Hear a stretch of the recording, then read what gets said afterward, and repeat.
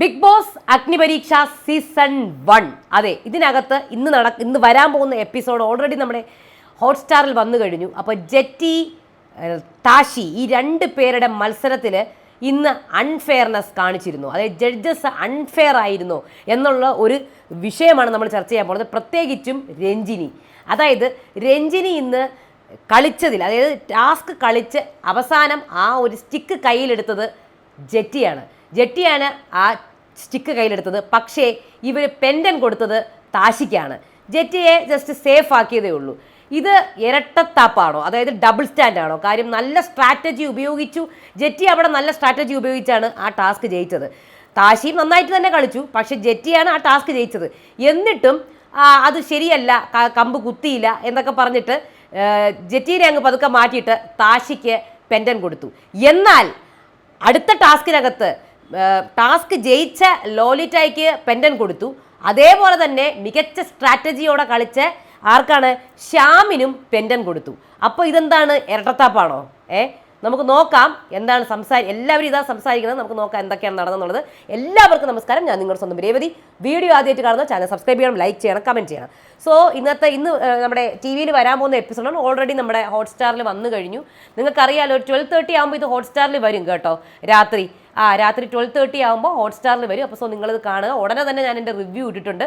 അതിൻ്റെ വലിയ റിവ്യൂ, അതായത് മെയിൻ റിവ്യൂ, കംപ്ലീറ്റ് റിവ്യൂ, അതായത് എപ്പിസോഡിൽ എന്തൊക്കെയാണ് നടന്നെന്നുള്ളത് തൊട്ട് മുന്നത്തെ വീഡിയോയിൽ ഇട്ടിട്ടുണ്ട്. എല്ലാവരും അത് പോയി കാണുക. അപ്പോൾ അതിൻ്റെ ഒരു ഷോർട്ട് വീഡിയോ ആണിത്. അതിനകത്ത് ഇന്നലത്തെ എപ്പിസോഡിൽ മെയിനായിട്ടുള്ളതെന്ന് പറഞ്ഞാൽ 20 പേര് വന്നു. 20 പേരും ഭയങ്കര കലിപ്പ്. അതായത് ബാക്കി കഴിഞ്ഞ ഫസ്റ്റ് ടാസ്കിൽ തോറ്റ 20 പേരാണ് വന്നത്. അപ്പോൾ അവർ തീരുമാനിച്ചുറപ്പിച്ച വന്നത് നമ്മൾ കലക്കും പൊളിക്കും ചോദ്യം ചെയ്യും എന്നൊക്കെ പറഞ്ഞ് അങ്ങനെ വന്ന ടീമാണ്. അപ്പോൾ അതുകൊണ്ട് തന്നെ അവർക്ക് ഭയങ്കരമായ രീതിയിൽ എനർജി ഉണ്ടായിരുന്നു. കുറച്ച് ഓവറുമായിരുന്നു കുറച്ച് പേര്. പക്ഷെ കുഴപ്പമില്ല, ആദ്യം ഓവർ കാണിച്ച പൂജേനെ രഞ്ജിനി അത് ശരിയാക്കി മാറ്റി ഇരുത്തി. രഞ്ജിനി അവിടെ ഒന്ന് ഒതുക്കി. ഓവർ എക്സാജറേഷൻ അല്ലെങ്കിൽ ഓവർ അഗ്രഷൻ ഒന്നും കാണിച്ചിട്ട് കാര്യമില്ല. B smart. പക്ഷെ ആ കുട്ടി ഔട്ട് ഹൗസിലായി, ഡേഞ്ചർ സോണിലുമായി. പൂജ 2 അവിടെ പേര്. പക്ഷേ അത് രഞ്ജിനി സൂപ്പർ മൂവായിരുന്നു. പക്ഷേ രണ്ടാമത്തെ ടാസ്ക് നടന്നപ്പോഴത്തേക്കും അവിടെ രഞ്ജിനി കുറച്ച് ഓവർ ആയതായിട്ട് എനിക്ക് ഫീൽ ചെയ്തു. ഞാനത് ഓൾറെഡി വലിയ റിവ്യൂവിലും പറഞ്ഞിട്ടുണ്ടായിരുന്നു, മെയിൻ റിവ്യൂവിലും പറഞ്ഞിട്ടുണ്ടായിരുന്നു. കാര്യം എന്ന് പറഞ്ഞാൽ അതിനകത്ത് എനിക്കൊരു ഓവർ ആയ ഡബിൾ സ്റ്റാൻഡ് പോലെ എനിക്ക് ഫീൽ ചെയ്തു പെട്ടെന്ന്. കാര്യം ടാസ്ക് മാത്രം നോക്കുകയാണെങ്കിൽ ആ സ്റ്റിക്ക് കൊടുക്കുന്ന ടാസ്ക്കാണ്. ആ ടാസ്കിനകത്ത് നമ്മൾ സ്റ്റിക്ക് ഇട്ട് നമ്മൾ ചെണ്ട കൊട്ടിക്കൊണ്ടിരിക്കുമ്പോൾ സ്റ്റിക്ക് ഇങ്ങനെ ഇട്ട് തറയിലിട്ട് കൊട്ടി അവസാനം നമ്മൾ എന്താണ് അതിനകത്ത് പറഞ്ഞേക്കണതെന്ന് പറഞ്ഞാൽ നമ്മൾ സ്റ്റിക്ക് ഇങ്ങനെ ഇടത്തേക്ക് ഇട്ടിട്ട് നമ്മൾ വലത്തേക്ക് മൂവ് ചെയ്യണം. അങ്ങനെയാണ് പറഞ്ഞേക്കുന്നത്. അപ്പം നമ്മൾ അപ്പുറത്ത് നിന്ന ആൾ ഈ സ്റ്റിക്ക് ഇങ്ങനെ പിടിക്കണം. അതാണല്ലോ പറഞ്ഞേക്കുന്നത്. സോ അവിടെ നല്ല സ്ട്രാറ്റജിയോട് കൂടിയാണ് രണ്ടുപേരും കളിച്ചത്. അതിനകത്ത് ജെറ്റി കുറച്ചും കൂടെ സ്ട്രാറ്റജി ഉപയോഗിച്ചു. കാര്യം ഓപ്പോസിറ്റ് നിൽക്കുന്ന താഷി എന്ന് പറഞ്ഞ ആൾ നല്ലൊരു പ്ലെയറാണ്. പുള്ളിക്കാരൻ ഫിസിക്കലി നല്ല പ്ലേ ചെയ്യുന്ന ഒരാളാണ്. അതുകൊണ്ട് തന്നെ കുറച്ചൊന്ന് ക്രിക്കറ്റായിട്ട് കുറച്ചൊന്ന് സ്ട്രാറ്റജിക്കലി കളിച്ചാലേ ഇവിടെ ജയിക്കാൻ പറ്റത്തുള്ളൂ. സോ പുള്ളിക്കാരിയുടെ സ്റ്റിക്ക് എനിക്കൊന്ന് താഷിയെക്കാട്ടിയും കുറച്ച് മുകളിലായിരുന്നു. അത് സമ്മതിക്കുന്നു. താഷിയെക്കാട്ടിയും കുറച്ച് മുകളിലായിരുന്നു. കുറച്ച് പൊക്കി പിടിച്ചിട്ട് ഒക്കെ തന്നെയായിരുന്നു. അത് ചെണ്ട കൊട്ട് നിർത്തിയതും അവിടെ ജെറ്റി ആ സ്റ്റിക്കിനെ വലിച്ച് അങ്ങോട്ട് ബാക്കിലോട്ട് എറിയുകയാണ് ചെയ്തത്. കുറച്ച് തഴുതിയിട്ടു.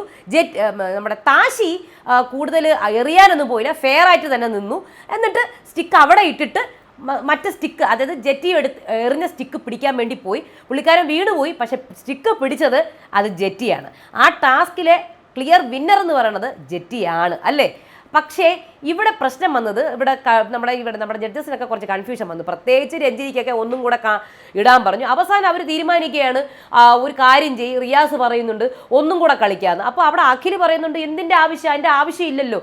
ഒരു ഇൻ്റർവ്യൂവിൽ നമ്മൾ ജയിച്ചു കഴിഞ്ഞാൽ ഒരു റിസൾട്ട് വന്നു കഴിഞ്ഞാൽ പിന്നെ ഇൻ്റർവ്യൂ നടത്തണമെന്ന് പറയുന്നത് ശരിയാണോ? അല്ലല്ലോ. അപ്പോൾ അതിനോട് ഞാൻ യോജിക്കുന്നു, അഖിൽ പറഞ്ഞതിനോട്. ഇതിനെ രണ്ടാമത് കളിക്കുന്നു. ഇവിടെ ക്ലിയർ വിന്നർ അവിടെ എനിക്ക് ജെറ്റിയായിട്ടാണ് ഫീൽ ചെയ്തത്. പക്ഷേ ഇവർ പറയുകയും ചെയ്തു, നമുക്ക് രണ്ടുപേരുടെ ഗെയിമും, ജെറ്റിയുടെ ഗെയിമും താഷിയുടെ ഗെയിമും ഇവർക്ക് ഇഷ്ടപ്പെട്ടു എന്നുള്ളത് ഇവർ ജഡ്ജസ് പറയുകയും ചെയ്തു. അപ്പോഴത്തേക്കും അവിടെ ജെറ്റിയുടെ ഭാഗത്ത് നിന്ന് എനിക്ക് ഫീൽ ചെയ്ത കാര്യം, ഇവരിങ്ങനെ ചോദിച്ചു ഒന്നും കൂടെ ഗെയിം കളിക്കണോ എന്ന് ചോദിച്ചപ്പോൾ ജെറ്റി അവിടെ കളിക്കാമെന്ന് നിങ്ങൾ പറഞ്ഞാൽ മതിയായിരുന്നു, അല്ലെങ്കിൽ എനിക്കറിയില്ല മാഡം നിങ്ങൾ പറയുന്ന പോലെ, അല്ലെങ്കിൽ കളിക്കാം കുഴപ്പമില്ല എന്ന് പറഞ്ഞാൽ മതിയായിരുന്നു. അവിടെ ജെറ്റി കുറച്ചൊന്ന് അതിബുദ്ധി പ്രയോഗിച്ചു. അതായത് അയ്യോ ഇനി കളിച്ചു കഴിഞ്ഞാൽ ചിലപ്പോൾ കുറച്ച് ടെൻഷനായി, ഇനി കളിച്ചു കഴിഞ്ഞാൽ ഞാൻ തോറ്റു പോവോ, അല്ലെങ്കിൽ എൻ്റെ ട്രിക്ക് അല്ലെങ്കിൽ ഞാൻ ഉപയോഗിച്ച ആ ഒരു സ്ട്രാറ്റജി അത് താഷി ഉപയോഗിച്ച് ചിലപ്പോൾ താഷി ജയിച്ചാലോ, കാര്യം എന്നെക്കാട്ടിയും പുള്ളിക്കാരെ കുറച്ചും കൂടെ സ്ട്രോങ് ആണ്. അപ്പോൾ അതുകൊണ്ട് താഷി ജയിച്ചാലോ, ഞാൻ ഉപയോഗിച്ച സ്ട്രാറ്റജി ഓൾറെഡി ലീക്കായല്ലോ, അപ്പോൾ അത് താഷി ജയിച്ചാലോ എന്നുള്ളൊരു പേടി കാരണമാണ് ജെറ്റി പറഞ്ഞത് അയ്യോ എനിക്ക് വേണ്ട, എനിക്ക് ഇത് തന്നെ മതി. കാര്യം ഓൾറെഡി പുള്ളിക്കാർ ജയിച്ചിരിക്കുകയാണ്. ആരും ഒരിക്കലും റീടേക്ക് പറയില്ല. നമ്മൾ ഓൾറെഡി ജയിച്ച് നിൽക്കുന്നതിന് നമ്മൾ പറയുമോ ഓ ഒന്നും കൂടെ എടുത്തോട്ടെ എന്ന് പറയത്തില്ല.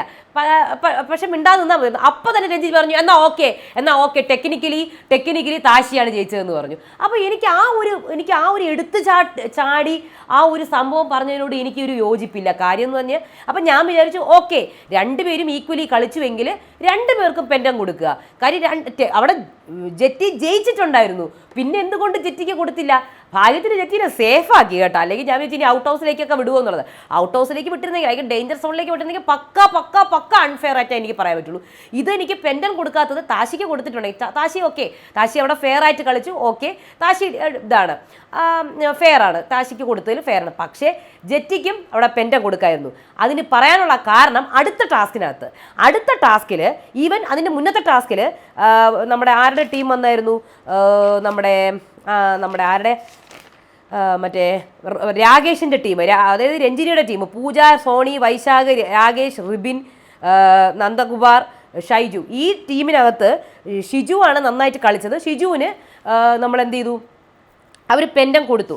അതിൻ്റെ കൂടെ തന്നെ രാകേഷിന് കൊടുത്തു. എന്തിനു വേണ്ടിയിട്ട്? പുള്ളിക്കാരൻ്റെ പേഴ്സണാലിറ്റിക്ക് വേണ്ടിയിട്ടും അതേപോലെ തന്നെ ആ ഗെയിം മനോഹരമാക്കിയതിന് വേണ്ടിയിട്ട് ആ പെൻഡം കൊടുത്തു. പോട്ടെ, ഇനി മൂന്നാമത്തെ ടാസ്ക് നടന്നപ്പോഴും അവിടെ ലോലിറ്റയാണ് ഏറ്റവും കൂടുതൽ സ്കോർ ചെയ്തത്. ലോലിറ്റയ്ക്ക് കൊടുത്തു. പക്ഷേ അവിടെ ശ്യാം നല്ല സ്ട്രാറ്റജി ഉപയോഗിച്ചെന്ന് പറഞ്ഞ് ശ്യാമിനും കൊടുത്തു പെൻഡൻ. അപ്പം പിന്നെ ജെറ്റിക്ക് കൊടുക്കാമല്ലോ. അപ്പോൾ അവിടെയാണ് എനിക്ക് ഈ ടാസ്കും കൂടെ കഴിഞ്ഞപ്പോഴാണ് എന്നാൽ പിന്നെ ജെറ്റിക്ക് കൊടുത്തൂടെ, ഇവർക്ക് എല്ലാവർക്കും സ്ട്രാറ്റജിക്കും പിന്നെ നന്നായിട്ട് ടാസ്ക് കളിച്ചതിനും കൊടുക്കാമെങ്കിൽ, ജയിക്കാതെ തന്നെ കൊടുക്കാമെങ്കിൽ ഓൾറെഡി ടാസ്ക് ജയിച്ച ജെറ്റിക്ക് കൊടുത്തുകൂടെ?